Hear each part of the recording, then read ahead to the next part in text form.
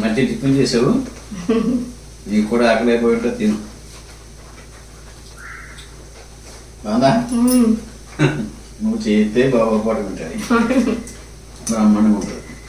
Thank you. కరకట్లా అంటున్నాయి.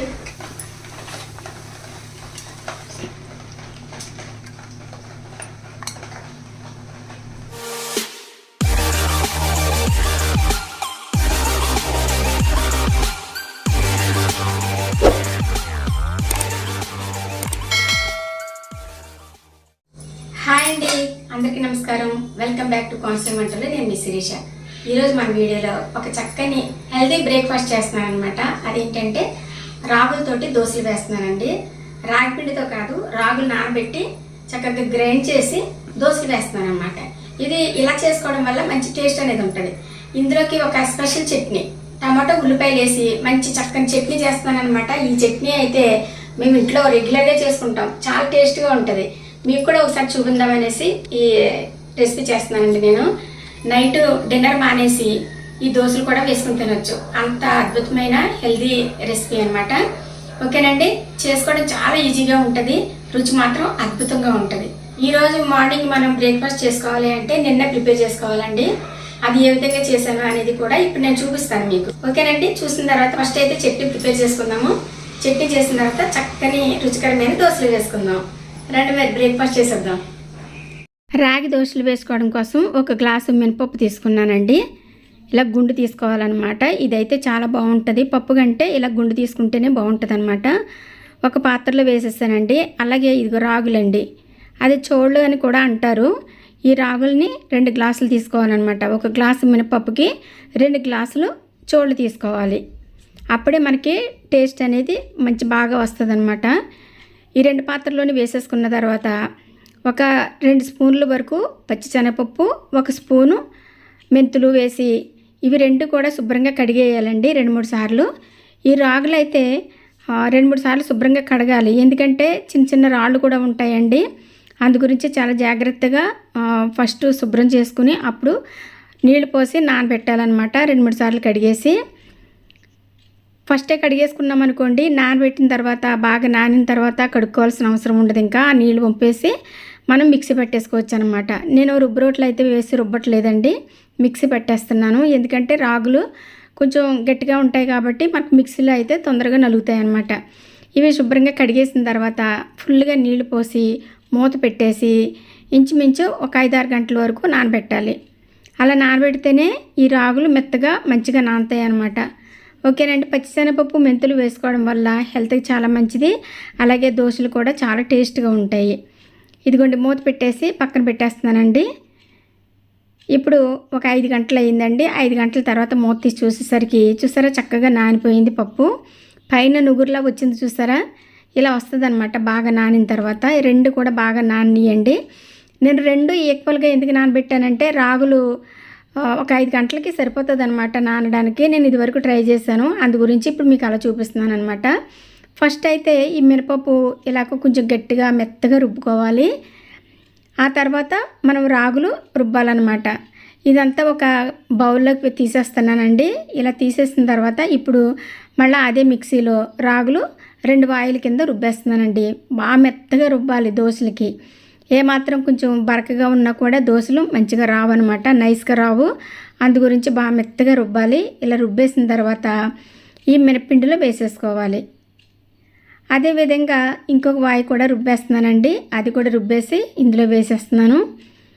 ఎంత బాగా మెత్తగా రుబ్బితే అంత నైస్గా వస్తాయి అన్నమాట దోశలు.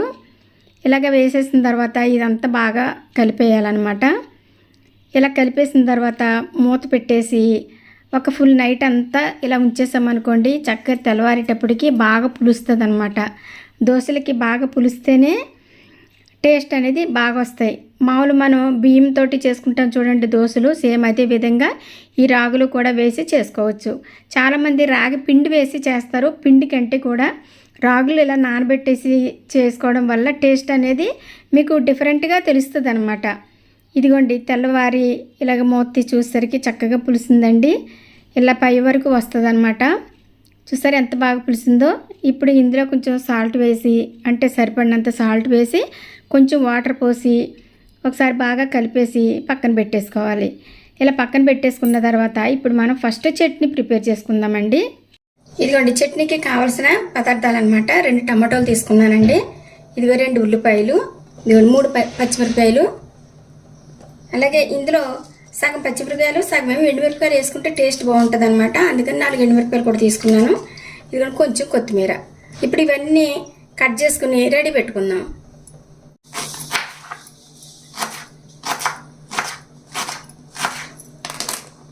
చిన్న అల్లం ముక్క వేసుకుంటే చాలా బాగుంటుందండి చట్నీలోనే. అందుకని ఒక అంగుళం అల్లం తీసుకుని చిన్న చిన్న ముక్కలు కానీ కట్ చేసుకుని పక్కన పెట్టేసుకోవాలి.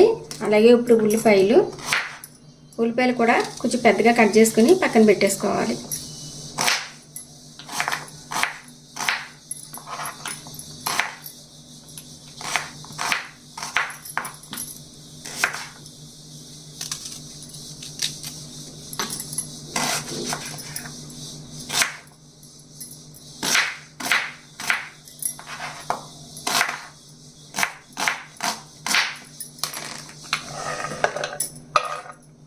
అలాగే టమాటాలు కూడా కట్ చేసుకుని పక్కన పెట్టుకోవాలండి.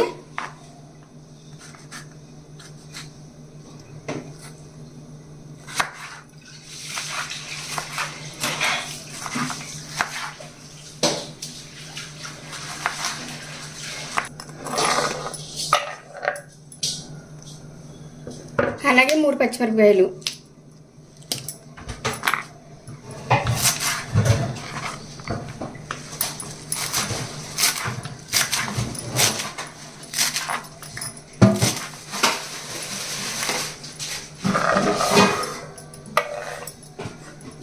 కళాయి పెట్టానండి. కళాయి వేడైన తర్వాత గరిట ఆయిల్ వేసుకోవాలి. ఇదిగోండి కళాయి వేడైన తర్వాత ఫస్ట్ అల్లం ముక్కలు వేసుకోవాలండి.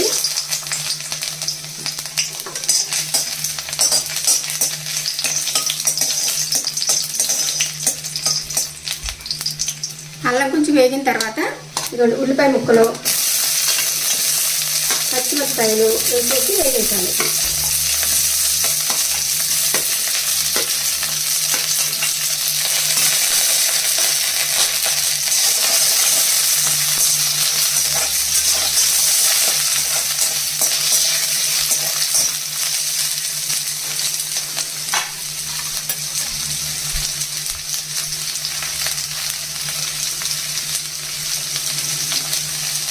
ఇందులోనే 4 ఎండుమిరపకాయలు తీసుకున్నాం కదండి, అవి కూడా పించేసి వేసేసి వేగించాలి.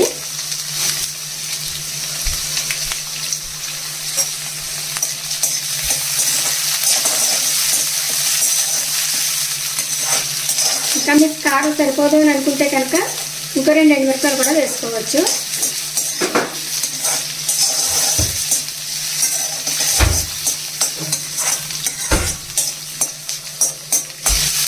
ఇదండి ఇవన్నీ బాగా వేగిపోయాయి కదా. ఒక చిన్న గరిటెతోటి గట్టిడి నువ్వులు వేస్తున్నానండి. ఇవి ఆల్రెడీ వేగించిన నువ్వులే, అందుకనే ఇవన్నీ వేగిన తర్వాత వేస్తున్నాను అనమాట. కమ్మగా ఉంటుంది నువ్వులు వేసుకుంటేనే.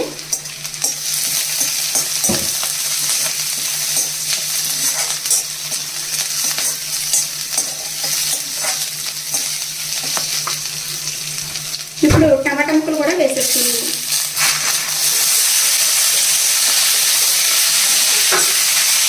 ఇందులోనే రుచి సరిపడినంత సాల్ట్ కూడా వేసేసి బాగా మగ్గించాలన్నమాట.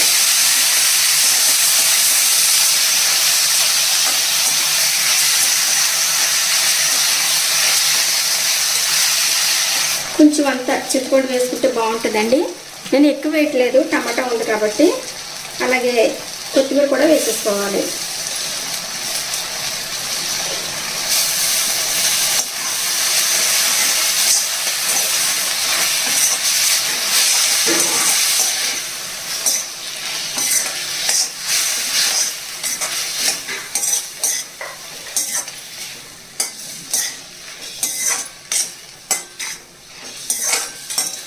ఇదంతా చక్కగా వేగిపోయిందండి.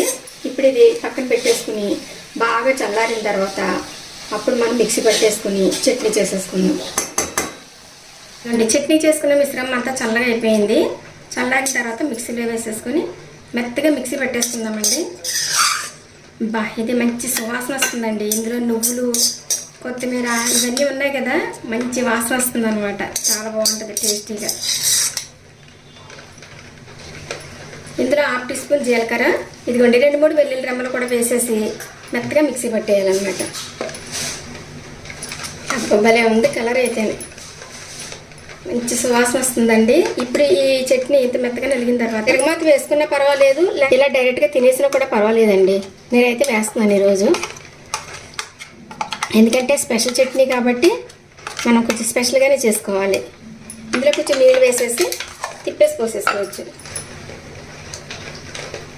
తాలింపు వేసుకోవడం కోసం ఇదిగోండి చిన్న పాత్ర పెట్టి ఇందులో 2 గరిటెలు ఆయిల్ వేసి, ఆయిల్ వేడైన తర్వాత 2 ఎండుమిరపకాయలు తుంచేసి వేసుకోవాలి. అలాగే కొంచెం చిటికెడు జీలకర్ర. ఇది కొంచెం వేగిన తర్వాత ఒక కరివేపాకు రెమ్మ వేసుకుని ఇది కూడా వేగిన తర్వాత మన పచ్చళ్ళలో వేసేసుకోవడమే.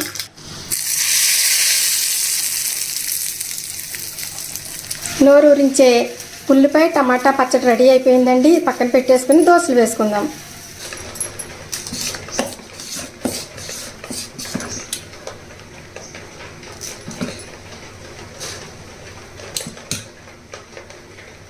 ఇదిగోండి ప్యాన్ పెట్టానండి దోశలు వేయడం కోసం.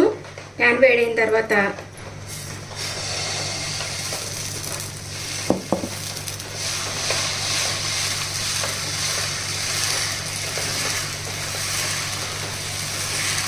మనకి ఎంత సన్నగా కావాలంటే ఇలాగా స్ప్రెడ్ చేసేసుకోవాలన్నమాట.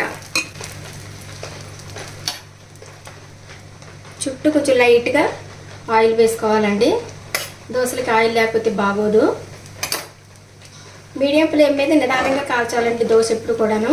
నేను ఇందులో పెసరట్టుకి వేసేటట్టు ఉల్లిపాయలు పచ్చిమిరపకాయ ముక్కలు అలాగే అల్లం ముక్కలు కూడా వేస్తున్నాను. బాగుంటుంది, టేస్ట్ చాలా బాగుంటుంది అనమాట. ఇలా వేసుకోవడం వల్ల రుచిగా ఉంటుంది, అలాగే హెల్త్కి కూడా చాలా మంచిది ఈ విధంగా చేసుకుని తింటే. అలాగే కొంచెం జీలకర్ర, మా వారికి జీలకర్ర లేకపోతే అస్సలు నడవదు, అందుకని కొంచెం జీలకర్ర వేసాను. నీకు చాలా ఇష్టమైన టిఫిన్, అలాగే హెల్దీ బ్రేక్ఫాస్ట్ అనమాట ఈరోజు. అయిపోయింది, వీడియోకి మరి లేట్ అవుతుంది కదా. ఇదిగోండి ఎంత బాగుందో చూడండి. రాగి దోశ చాలామంది రాగి పిండితో చేసుకుంటారు, కానీ రాగి పిండితో కంటే ఇలా చేసుకుంటే ఇంకా మంచి రుచిగా ఉంటుంది అనమాట. ఈ పిండిని 2-3 రోజులు యూజ్ చేసుకోవచ్చు అనమాట. ఎంత బాగా కారిందో చూడండి. ఇది ఇక్కడ బయటకి ఎందుకున్నదంటే రాగి పిండికి అలాగే ఉంటుందంటే ఆయిల్ ఎక్కువ ఉంటే ఇలా ఉంటుంది, ఆయిల్ లేని చోట ఇలాగ డ్రైగా ఉన్నట్టుగా ఉంటుంది అనమాట. ఇదిగోండి ఆయిల్ వేసేసరికి కలర్ ఎలా మారుతుందో. నేను కొంచెం ఆయిల్ తక్కువ వేసాను అనమాట. ఇదిగోండి 2 వైపులు ఇలాగ చక్కగా కాల్చుకొని మంచి నేను చేసిన చక్కని చట్నీ వేసుకుని తింటే అద్భుతమైన బ్రేక్ఫాస్ట్ అనమాట. ఇంకా అసలు తిరగలేదు దీనికి. ఇదిగోండి చక్కని చట్నీ.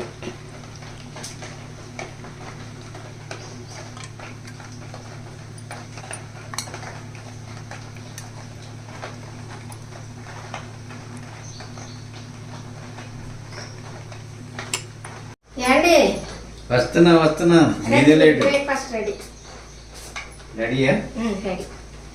ఇది ఏం చట్నీ ఇది? చెప్పండి తిని చూసి. ఏం చట్నీ ఇది? కొబ్బరి చట్నీయా, పన్నీర్ చట్నీయా? కాదు,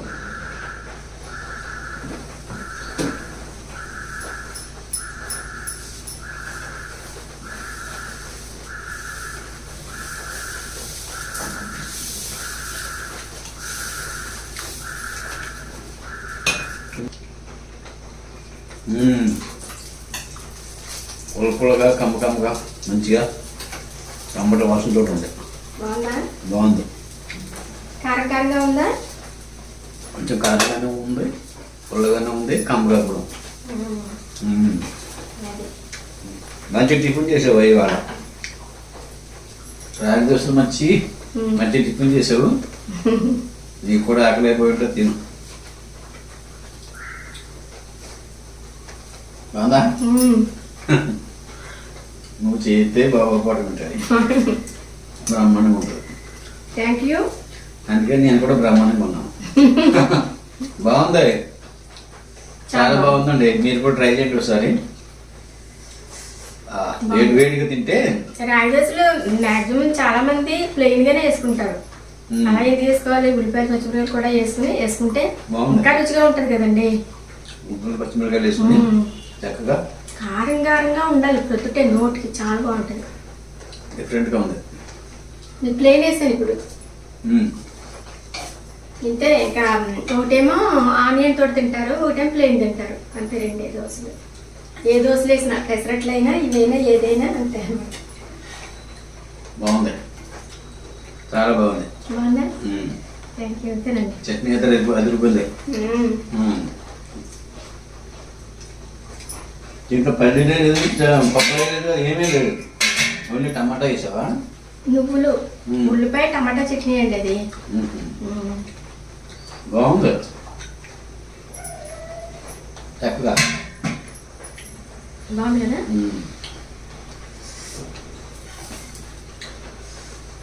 ఉప్పు సామాన్ కూడా మట్టి కింద పడితే చాలా చాలా టేస్ట్ వచ్చేసింది. చూసారు కదండి, ఉల్లిపాయలు, టమాటో, కొంచెం నువ్వులు వేసాను అనమాట. మిర్చి కూడా వేసు కాబట్టి కరకట్లాడుతున్నాయి మిర్చి. చాలా డిఫరెంట్ టేస్ట్గా ఉందన్నమాట. చాలా బాగుంది. మీరు కూడా తప్పకుండా ట్రై చేయండి ఈ చట్నీ. ఓకేనండి, చాలా బాగా కుదిరింది. చక్కగా ఎక్కువ చేసుకుంటే 2 పూటలు తినొచ్చు. మాకు ఒక పూట సరిపోతుంది.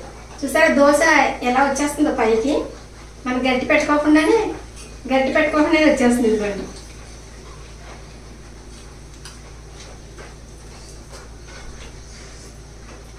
ఇదిగోండి. ఇప్పుడు నేను వేసుకుంటాను అనమాట. ఇలాగ ప్యాన్ మీద ఆయిల్ ఉన్నదనుకోండి, మనకి దోశ రాదు, అంటుకుని వచ్చేస్తుంది అనమాట. అందుకని ఇలాగ క్లీన్ చేసేసుకోవాలి ఫస్ట్. కొంచెం వాటర్ కూడా వేసి కొడతారు. వాటర్ వేసి కొట్టినందువల్ల ఈ ప్యాన్ తొందరగా పాడైపోతుందండి.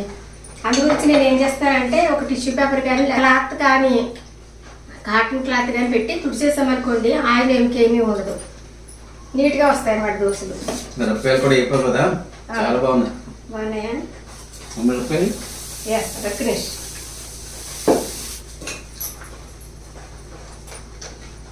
వెరైటీ టిఫిన్ చేసి పెడుతున్నావా? మరైతే రుచిగా చేసుకోవాలి నోటికి, అలాగే హెల్తీగా కూడా చేసుకుంటేనే 10 కాలాల పాటు మనం కూడా ఆరోగ్యంగా ఉంటాము. పిల్లలకి మంచి చెడ్డ కూడా చూసుకోవచ్చు అనమాట. ఆరోగ్యమైన టిఫిన్. ఇదివరకు ఇట్లాగా ఏది పెడితే తినేయడం అట్లా ఏమీ లేదండి. ఇప్పుడు అసలు ఎంత జాగ్రత్తగా ఉన్నా కూడా ఏదోటి రోగాలు వస్తూనే ఉన్నాయి. అందుకని మ్యాక్సిమం బయట ఫుడ్ అవాయిడ్ చేసేసి ఇంట్లో శుభ్రంగా నీట్గా చేసుకుని కొంచెం తిన్నా సరే సరిపోతుంది అనమాట ఇంట్లో చేసుకునేది. బయట ఫుడ్ అంత రుచిగా ఉన్న కారణం ఏంటంటే టేస్టింగ్ సాల్ట్ వేసేస్తారండి కొద్ది దాంట్లో. అందుకని టేస్ట్ వచ్చి అది తినకూడదు. నేను చాలా వరకు మ్యాక్సిమం వీడియోస్లో చెప్తూ ఉంటాను, నేను బయట ఫుడ్ అవాయిడ్ చేసేయండి అనేసి. మేము అసలు మ్యాక్సిమం అస్సలు ఆర్డర్లు పెట్టుకోమండి. మేము చాలా మంది ప్రతి పూట లేకపోతే రోజుకి ఒకసారి అయినా సరే ఆర్డర్లు పెట్టుకుంటారు, కానీ నేను అస్సలు ఆర్డర్ పెట్టినాను. మా అబ్బాయిని కూడాను. మా అబ్బాయి కూడా ఇప్పుడు కొంచెం డైట్లో ఉన్నాడు. వాడికి కావాల్సినవన్నీ ఇంట్లోనే చేసి పెడతాను అనమాట. అసలు బయట నుంచి తెచ్చుకునే ఉన్నాను. మా కోడలు కూడా అంతే. మా కోడలు కూడా హెల్త్ పరంగా చాలా జాగ్రత్తగా ఉంటుంది. అందుకనే మేము జాగ్రత్తగా చేసి పెడతాను కాబట్టి ఏదో దేవుడి దయ వల్ల ఇలా కొంచెం హెల్తీగా ఉన్నాము.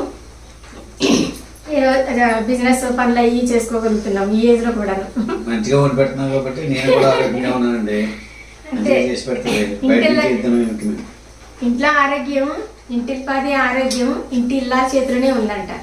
మనం చాలా అందరి కోసం ఆలోచిస్తాము. ఇంకొక విషయం అండి, మన కోసం మనం ఆలోచించుకోము.